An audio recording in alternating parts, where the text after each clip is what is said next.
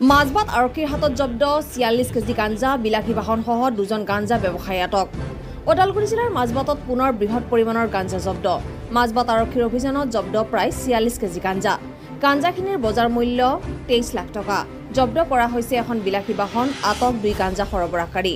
আটক ২ সৰবৰাহকাৰী ক্ৰমে কামৰূপ জিলাৰ ফটাশিল আমবাৰীৰ মানিক চৰকাৰ আৰু শোণিতপুৰ জিলাৰ ঢেকিয়াজুলিৰ গাড়ীখনৰ চালক ৰজত পাল। জব্দকৃত বাহনখনৰ নম্বৰ AS21G6352।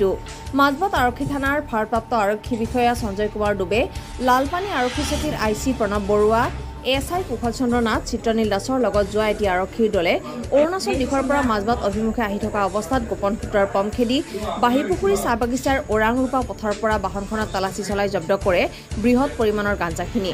বৰ্তমানে মাজবাট আৰক্ষীৰ জিম্মাত আছে ২ সৰবৰাহকাৰী ক্ৰমে মানিক চৰকাৰ আৰু ৰজত পাল। মাজবাট আৰক্ষীয়ে ৪৮/২৪ নম্বৰত এটা কেছ ৰুজু কৰি তদন্ত চলাই আছে বুলি জনা যায়। গাঞ্জাখিনিৰ আন্তঃৰাজ্যিক বজাৰ মূল্য প্ৰায় ২৩ লাখ টকা হ'ব বুলি আৰক্ষী সূত্ৰে প্ৰকাশ। মাজবাটৰ পৰা যতীন নাথৰ report, north east live today.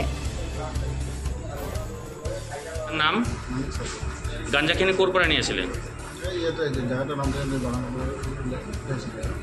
ক'ত লৈ গৈছিলে গাঞ্জাখিনি? তেজপুৰ। এটা নম্বৰ ধৰা পৰিছে। মই এটা গাড়ী চলাই আহি আছোঁ। ক'ৰ পৰা নিয়েছিলে? সেইটোতো জাগাটো ক'ব নোৱাৰোঁ, মইতো ড্ৰাইভাৰ। ক'ত লৈ আহিছিলে? এই কিবা তেজপুৰ যাব বুলি কৈছিলে। তোমাৰ নাম? মোৰ নাম ৰজত পাল। ঘৰ ক'ত? মই ধুনীয়া